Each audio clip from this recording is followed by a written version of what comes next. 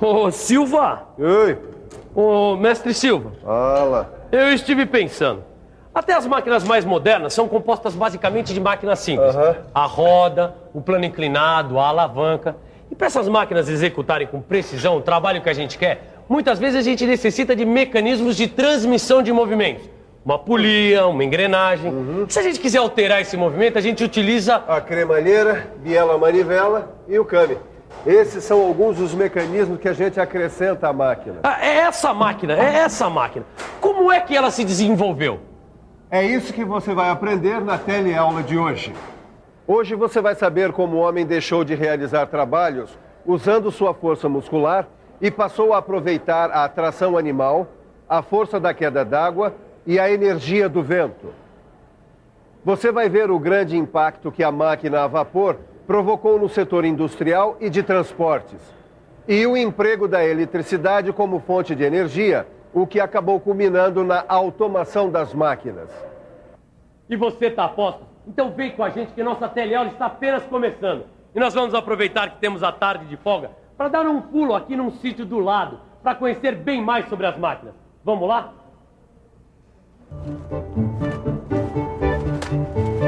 Ei, Tito, a mania de mecânica pegou você mesmo, hein, rapaz? Nem seu dia de folga você pensa em outro assunto? Ah, você que falou que aqui era o melhor lugar para se fazer um piquenique e para aprender sobre as máquinas. E por acaso o seu mestre velho de guerra já decepcionou você? É. É aí, seu Juca. Moendo milho aí pra criação, né? Fazendo o que era pros pintinhos. Ah. Tito, o homem percorreu um longo caminho até chegar à máquina CNC que você tanto adora. No começo, tudo era o uso da força muscular. Também era praticamente tudo manual. Os produtos eram feitos um a um. E a qualidade deles ficava na mão de quem? Dos artesãos. Tô certo, seu Juca? Certamente, Silva. A humanidade foi crescendo e foi crescendo também o consumo de produtos. O mundo passou a exigir uma produção cada vez mais rápida e cada vez em maior quantidade. O homem foi construindo máquinas mais complexas. Primeiro, começou a usar a força de elementos da natureza, diminuindo o seu trabalho muscular. Construiu máquinas a tração animal. Ao usar o moinho de tração animal, o homem percebeu que o trabalho poderia ser acelerado. Até hoje ele é usado quando é a única solução possível. Ainda existem moendas de cana puxadas por burros. E em muitas olarias, as prensas de barro são a tração animal. O homem começou a usar também a força da água. Aonde havia água em abundância, o homem construiu a roda d'água, que era para aproveitar a força hidráulica como fonte de energia. Repara uma coisa, Tito. A água faz o papel do animal. Ela cai sobre a roda com os pás e faz a roda girar. Ah, agora eu entendi. O homem foi aproveitando a energia natural do ambiente, dando soluções diferentes conforme as disponibilidades do lugar. Rapaz inteligente esse. E qual é a outra grande fonte de energia natural que o homem usa? Vamos pensar um pouco? Vamos pensar um pouco. Já falamos da água, da tração animal, está faltando... Ah, já sei! O vento. Em locais onde se venta muito, como na Holanda, se aproveita a força dos ventos.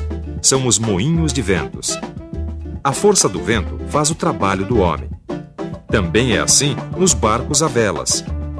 Mais uma vez, a natureza a serviço do homem. No início, as máquinas eram feitas de madeira, mas o aumento da produção acabou provocando também um aperfeiçoamento dessas máquinas. Novos materiais passaram a ser empregados e também foram desenvolvidos novos processos de fabricação. Dá só uma olhada nesse torno antigo aqui.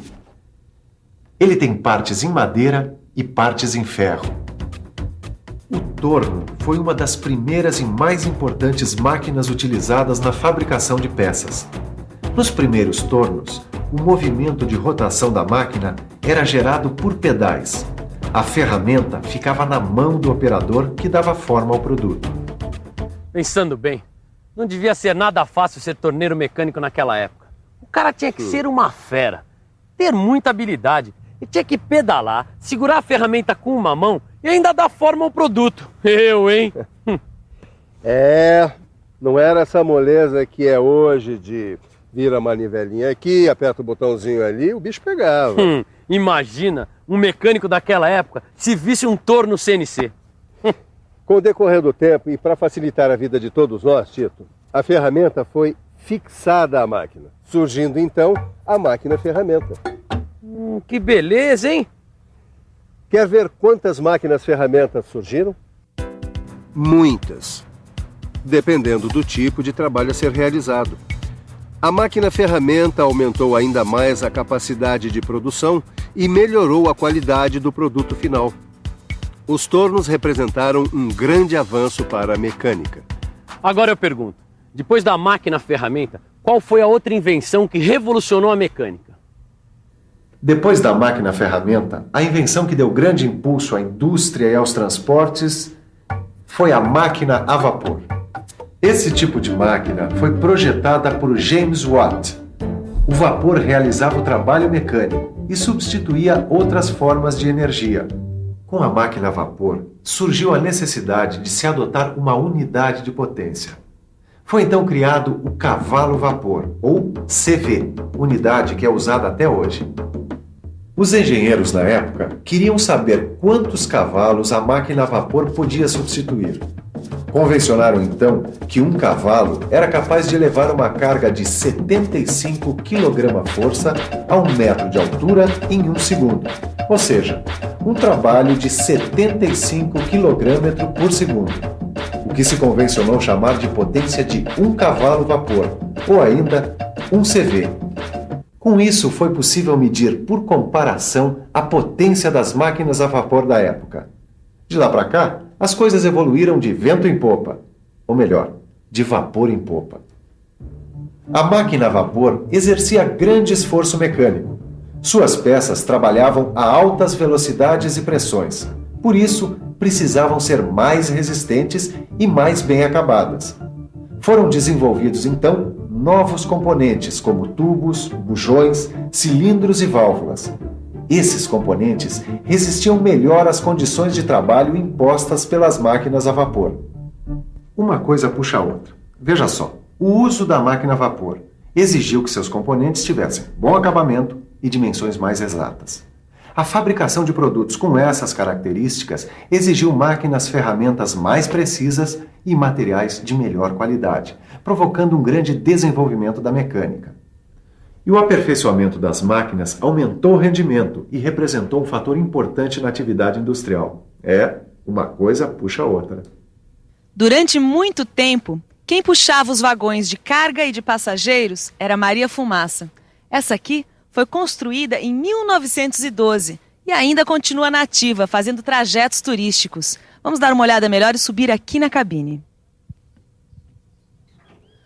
Olha só, aqui ficava o maquinista e daí ele dirigia o trem.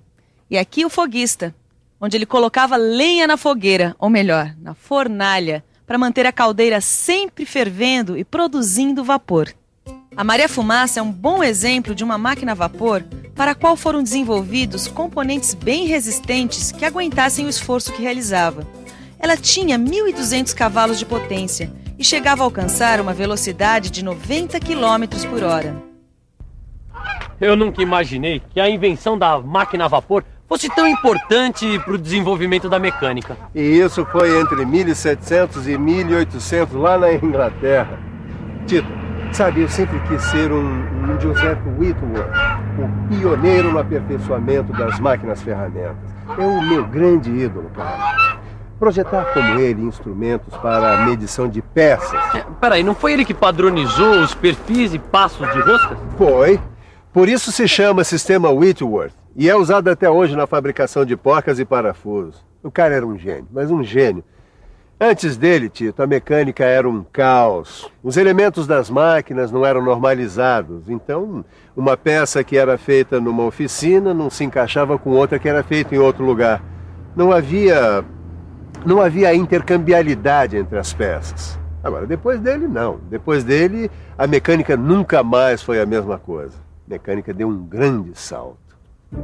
A produção artesanal foi se transformando em produção industrial. E esse processo acelerou o desenvolvimento do setor produtivo.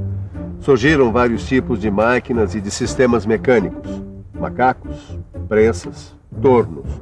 Foram desenvolvidas também outras máquinas para realizar outros trabalhos com metais. Máquinas para a conformação de metais, como uma prensa, por exemplo. No final do século passado, outra descoberta do homem acelerou em muito o desenvolvimento industrial. Vamos ver se alguém por aqui sabe nos dizer qual foi. Eu acho que o telefone celular foi uma grande descoberta, a televisão moderna, TV a cabo. Acho que o transporte, o metrô principalmente. Medicina. Telégrafo. Tudo isso são invenções do homem. Agora, uma grande descoberta que impulsionou muito a indústria foi o uso da eletricidade como fonte de energia. Vamos ver como tudo isso começou. Bom, pega um pedaço de lã, um retalho, como está aqui, assim. Isso mesmo. Aí você pega um pedaço de papel, uma tesoura ou com a mão mesmo, você pica ele em dezenas de pedacinhos. Agora você corta no outro sentido e você já tem os pedacinhos de papel. Isso mesmo. Agora pega um objeto de plástico, uma caneta, um pente como esse aqui e esfrega. Esfrega na lã. Mas esfrega bastante, aí com vontade e sem preguiça.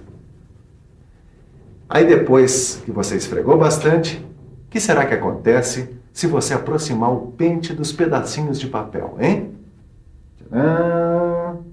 Exatamente. Os pedacinhos de papel são atraídos pelo plástico que foi esfregado na lã. Quem descobriu isso, há 25 séculos atrás, foi o filósofo grego Tales. Ele observou que esfregando uma barra de âmbar, que é uma espécie de plástico, em um pedaço de lã, ela atraía pequenos pedaços de pena e palha. Bom, a palavra grega para designar âmbar é elétron. É daí que vem o nome eletricidade. Somente no final do século passado é que a eletricidade começou a ser utilizada como fonte de energia.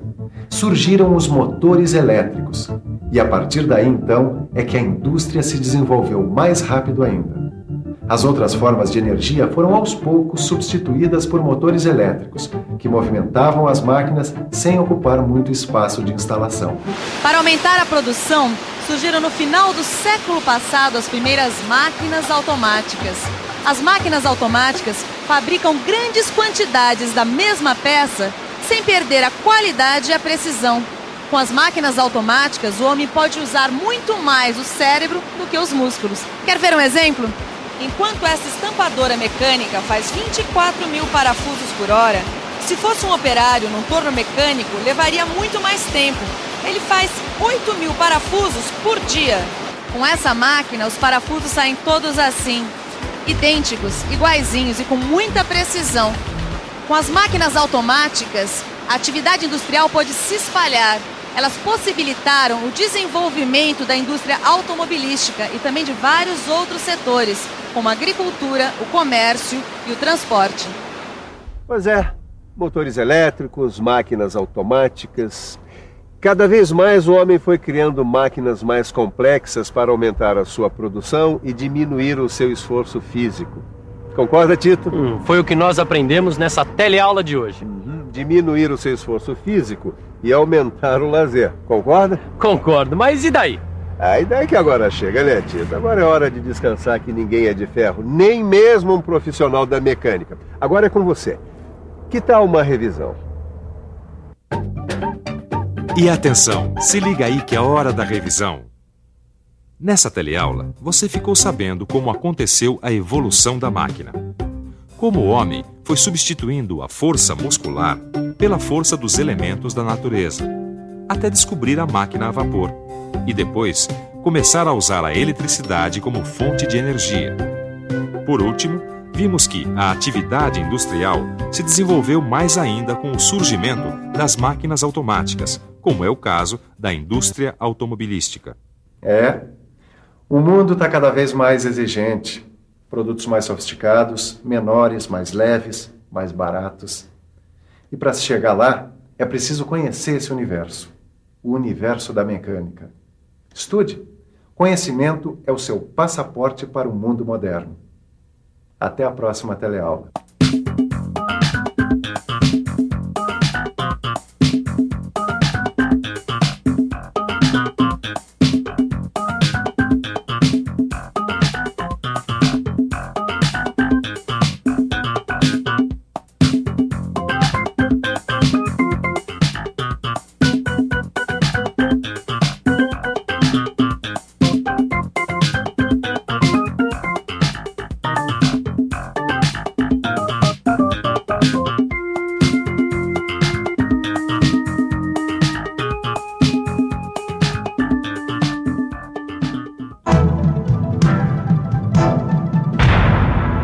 Telecurso 2000, um programa de educação do Sistema Fiesp e da Fundação Roberto Marinho.